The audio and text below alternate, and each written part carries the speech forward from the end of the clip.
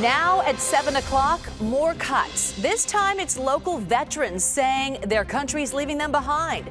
Their protest today as the critical services they depend on become the target of DOJ's cuts. I made a contract with the U.S. government. I've held up my end of that contract. We've been seeing the drama unravel for months, and now the voters have spoken. The voters have passed Measure A by an overwhelming majority.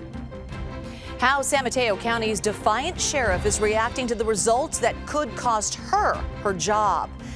Also, the Bay Area faithful receive their ashes this Ash Wednesday with special prayers for the ailing leader of the Catholic Church.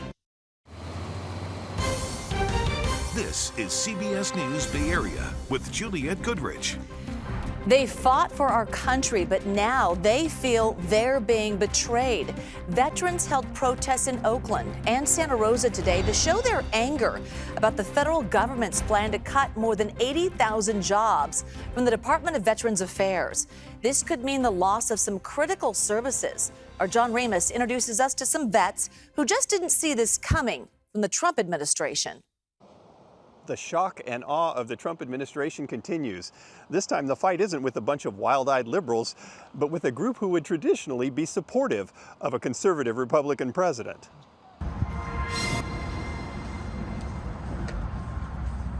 Outside the VA hospital in Santa Rosa, it wasn't the usual crowd of protesters. Veterans, many of them from the Vietnam War, were feeling betrayed. I thought it was pretty much hands-off veterans. You know, nobody wants to say I sponsored a bill to cut the veterans' benefits, but being Trump did it, all his lapdogs will do whatever he says. There was plenty of anger about Donald Trump. Last week, nationwide, 1,000 VA workers were let go by Elon Musk's DOJ, with another 1,400 in the last few days. They are the workers these people rely on for health care. Be strong during this, and don't let fear take us over. We have to stay strong. We have to stay united. Katie Weber is a disabled veteran who says many of the wounds suffered by Vietnam veterans are as much mental as they are physical. We've already lost 2,400 people in 2 weeks. So we have a problem if we lose any more.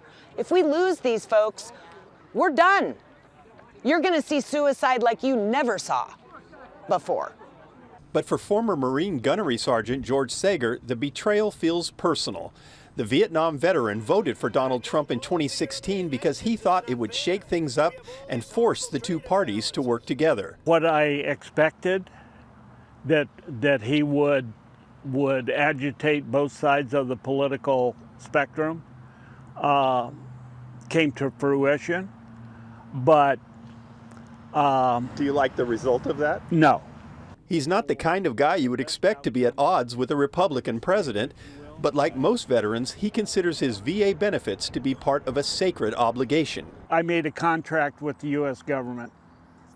I've held up my end of that contract to the best of my ability. The government is always trying to change that contract down to the smallest dollar amount that they possibly can. And though it's something that seems hard to imagine, this warrior who fought for his country more than 50 years ago says he would be willing to do it again. I'm willing to step forward if needed still today. To do what? To defend the country and the Constitution. But physically? If need be. Do you think it's going to come to that? I hope not. Each of these veterans are in some way a casualty of war. Now they're wondering if they will soon become a casualty of DOJ.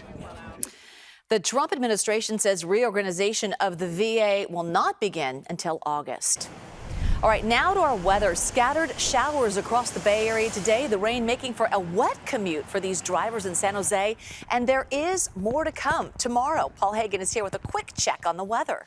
Yeah, saw a few showers, even a couple of thunderstorms. This is the radar replay over the last few hours, and you can see the bulk of that activity has now moved into the Central Valley and off of our map entirely. And there's nothing left over the past couple of hours, but doesn't mean we're done with the showers just yet. We are going to see some of those making a run towards the coast. You saw that briefly.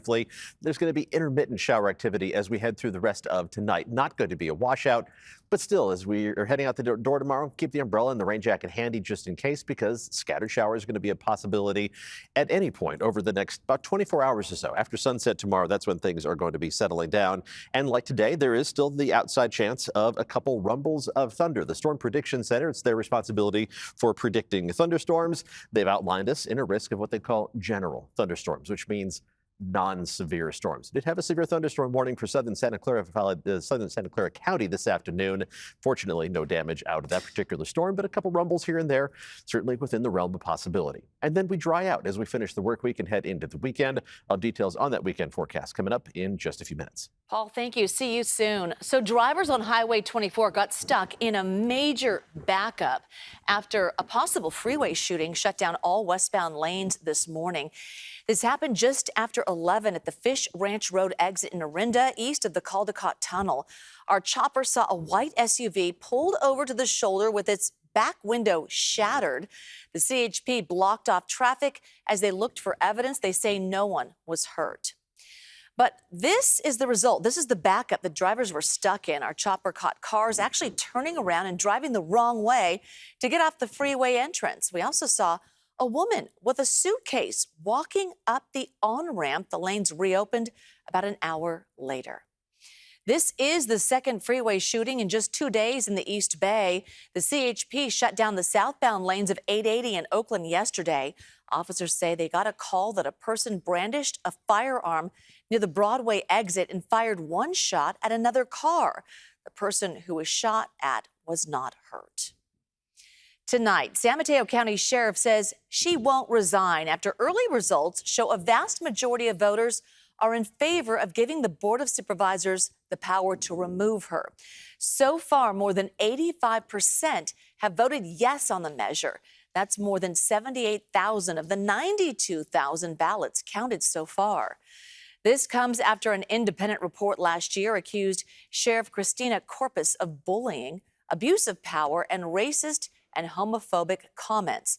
Once the election is certified in about a month, the board will hold a removal hearing, and the sheriff will have the chance to respond to the allegations against her. The results of this historic election send a clear message that San Mateo County voters continue to make educated decisions and trust the Board of Supervisors to uphold accountability and justice. The sheriff has denied any wrongdoing. She gave us a statement today saying she plans to challenge and disprove the, quote, politically motivated allegations. Saying in part, quote, I will not resign. I will continue to fulfill my oath, do my job, and work tirelessly to keep the residents of San Mateo County safe. The sheriff also noted only 20% of registered voters participated in the special election, calling that hardly a mandate for overturning the will of people. A big day for Catholics around the world. It is Ash Wednesday, the start of Lent. Services were held at the Vatican where people received their ashes. One noticeable absence, Pope Francis, who has been hospitalized almost 3 weeks now with respiratory issues. The Pope's health was a big focus for the faithful here in the Bay Area. Laureen Ayub takes us to a church in San Francisco's North Beach. Ash Wednesday marks the beginning of Lent, a time of reflection and repentance for the Catholic community. And while many members today are receiving ashes as symbols of faith, folks here tell me they're also lifting up special prayers for Pope Francis. It's an ancient tradition that continues on in North Beach. Members of the St. Peter and St. Paul Catholic community are receiving ashes from Father Lamb. The custom symbolizes repentance as the church prepares for its Easter fast. We ask people to do some penance, do some good work, helping the others, and so that we can all go together and prepare ourselves for Easter. But Father Lam says the global Catholic community is especially focused on prayers for Pope Francis this year, as the leader of the Vatican continues his third week in the hospital for respiratory complications. We ask you to pray for his speedy recovery and so that he can resume his duty as a pastor of the whole world. The Pope's illness comes at a time where attendance has been dwindling. A 2024 report from the Hartford Archdiocese indicates an 18% decline in Catholic Church attendance from 2019 to 2024. But leaders like Eucharist Minister Frank Lavin say a rebound is coming. It was really great this morning to see so many people in church getting their ashes again, because it used to be a really big deal to go to church on Ash Wednesday, get ashes, give something up for Lent. So I feel like the tide is kind of changing. According to the study, the decline in attendance is related to an increase of Americans with no religious affiliation. The Catholic Church has also seen controversy with a decades-long sexual abuse scandal. Still, in the face of such adversity, Father Lam believes the Church will find a way. When we look at the human face of the Church, we find many faults and many defects and so on. But don't forget that Jesus Christ is the real leader of the church. So we have to look at the church not only from the human point of view, but also from the divine perspective. And it's that very perspective that keeps Father Lam serving his flock. Up next, some critical services in Oakland restored after some controversial closures. And another round of dangerous weather down south that could mean more trouble in LA's burn scar areas.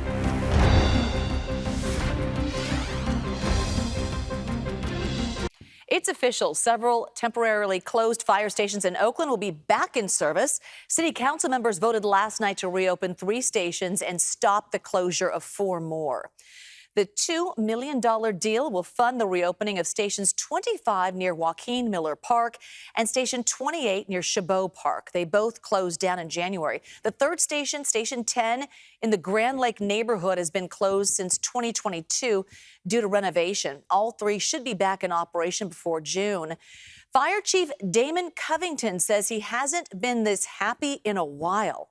So many people put in work, real hard work, to figure out where we could find money in the budget to open our firehouses. And we're thankful that they saw the need to be as fire safe as we can throughout our city. So that doesn't mean the problem is gone forever. Oakland is still staring down a $129 million budget deficit, and future cuts could be even deeper. All right, rain bringing more concerns for people living in the burn scars in Southern California, and some areas are now under an evacuation warning for the possible debris and mud flows. So people in Sierra Madre by the Eaton Fire burn scar are scrambling to keep their homes safe. Some are building fences or using sandbags. There is fear over the impacts of this incoming storm because the area still has debris from February's rainstorm. If you look up towards that hillside there, it just washed all the soil away from underneath the house. The rain makes me feel nervous, and especially with the situation at the dam, because although they have a lot of the debris removed, they don't have it all removed yet. This alert California Cam, it shows workers clearing out mud earlier today from the nearby Bailey Canyon debris basin. And we look at Southern California, then we turn to Northern California. We are going to get some rain, but certainly not as dangerous as that. No, and that's an impossible needle to thread. They need the moisture to attenuate the fire threat that's going to develop probably pretty quickly as we head into summertime, but there's no amount of moisture really that's going to be sufficient to reduce the fire threat that isn't going to lead to that debris flow threat. Yeah. So, what's worse? Both are bad. Impossible situation. Yeah. We were on the northern edge of this system, which was enough for showers over the southern half of the Bay Area. Let's take a look at the radar replay over the last 12 hours, and you can see the majority of that moisture remaining off to our south, the Central Coast and into Southern California. Plenty of snow flying through the Sierra, and that's going to continue for about another 18 to 24 hours. The winter weather advisory there continues into tomorrow tomorrow afternoon. For the moment, we're in a little break in the action. That's not going to last all that much longer. Let's take a look at the local version of Futurecast as we head through the rest of tonight. This first animation is going to take us through 4 o'clock tomorrow morning, and there's not much to see at first, but a few showers are going to redevelop as the heart of this storm system gets closer to us. Again, the center of this storm is still offshore. As that approaches, it's going to destabilize the atmosphere, allow some showers to develop. And as we head through the day tomorrow, the upper levels of the atmosphere are going to be cold enough that not only are the snow levels going to drop down to around 3,000 feet, but we could see a couple of those showers becoming full-fledged thunderstorms. Just a couple. I mean, a couple of random lightning strikes here and there. Just don't be surprised if you hear a rumble of thunder. The off and on shower pattern is going to continue tomorrow afternoon. Once the sun goes down, everything quiets down. It's only a 1 in 3 chance of measurable rain in any particular spot, so it's not going to add up a lot on top of what we've already seen. Just enough to make you keep the umbrella handy as we go through the day tomorrow, and just kind of stash it in the back seat as you're heading out the door. Let's take a look at tomorrow's high temperatures. In between those showers, it's going to be another cool day, only reaching up to the low 60s in the North Bay, and you're going to be the warm spots with a little more sunshine peeking through the clouds. Everybody else only reaching up into the mid to upper 50s. In general, about 4 to 7 degrees below what's normal for this time of year. But as our rain chances dry out on Friday, we're going to see dry weather taking hold through the weekend, and our temperatures are going to return to near normal, which means mostly 60s across the Bay Area as we head into the second weekend in March. The winds aren't going to be as much of a factor tomorrow either. In fact, the winds are already starting to die down. Right now, the strongest wind gusts, sustained winds rather, 20 and 22 miles an hour respectively at the Oakland and San Francisco airports, along with the 23-mile-an-hour gust in Napa. 23-mile sustained winds, rather, in Napa. The gust is at 33 miles an hour, but now just a couple of gusts left over 30 miles an hour. We had several of these earlier. The wind's beginning to relax, a trend that will continue as we head through the rest of the evening. In the Sierra, the winter weather advisory continues through 4 o'clock on Thursday afternoon. Winter weather advisory is a category below a winter storm warning, which means they're expecting several inches of snow, even close to a foot in some of the higher elevations to the south of US 50. This is enough snow to make travel difficult, not enough snow to make travel impossible, and it should be out of the way in time for weekend travel. That's always good news. In terms of additional rain, out of the scattered showers, maybe a couple thunderstorms, we're likely looking at a few hundredths of an inch of rain, some spots getting shut out entirely. If you get one of those thunderstorms, you could pick up a 1/4 inch to maybe a 1/3 of an inch of total rainfall, and then we stay dry as we head through the weekend before showers return early next week. We'll add up the rain on Monday, not adding a lot to those numbers overall. Same thing with the light showers that we anticipate on Tuesday, but the numbers go up a lot Tuesday night into Wednesday. It does look like there is going to be a stronger storm system bringing more widespread rain and probably some gusty winds towards us, but that's a week from today. It's a long way down the line in forecasting terms. We'll keep you updated. In the short term, just enjoy the warm-up that kicks in for the end of the work week and the weekend. Inland temperatures getting up into the upper 60s, some spots close to 70. Then as the showers return, we coast back down to below normal temperatures and almost downright chilly, especially with those windy conditions on Wednesday of next week. But again, it's a full week away. There's a lot that can change between now and then. Bayside temperatures will also warm up, not as much, but into the mid-60s Friday, Saturday, and Sunday. While coastal temperatures, the warm-up is only going to send you up to around 60 degrees. But hey, we'll take it. Should see plenty of sunshine Friday and Saturday and just some passing clouds on Sunday. Jules? All right, Paula, thank you. And coming up, it has been the hottest ticket on Broadway, but why producers of the hit musical Hamilton are pulling the show for America's 250th birthday.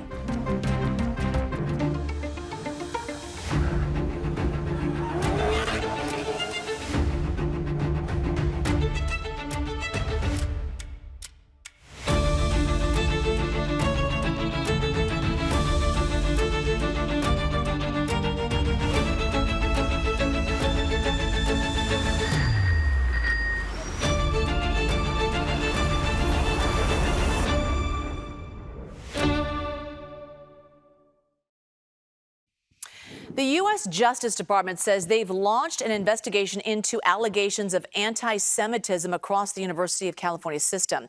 The DOJ says reports of anti-Semitism have increased since the October 7th Hamas attack on Israel and Israel's retaliatory military operation in Gaza. It does not specify any particular campus, meaning the entire system will be part of the investigation.